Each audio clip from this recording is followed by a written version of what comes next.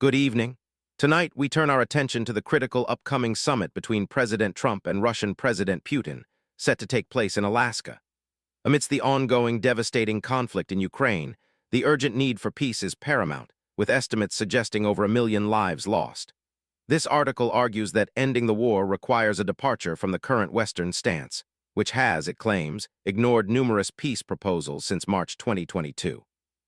The piece posits that the Ukraine-Russia conflict is not merely bilateral, but a complex multi-party war involving the US and NATO countries, tracing its roots back to 2014 and the US-backed removal of Ukraine's democratically elected president. It highlights the pre-invasion shelling of civilian populations in Donbass and emphasizes the need to address the root causes, including NATO expansion eastward, which it cites as a significant security risk to Russia. A core argument revolves around the perceived lack of US and European credibility in brokering peace, attributing this to a history of unfulfilled agreements.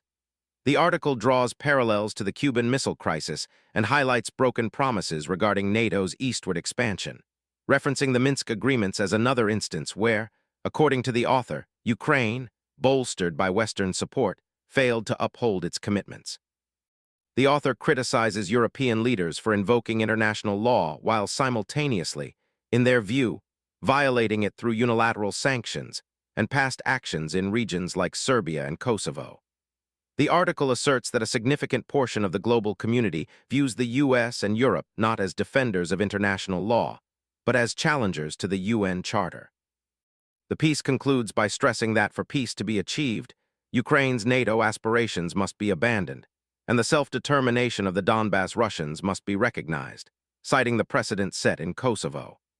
The ultimate goal, it states, is a peace that guarantees the security of all parties and reaffirms the right to self-determination, hoping the Alaska summit will yield initial steps towards ending the ongoing bloodshed.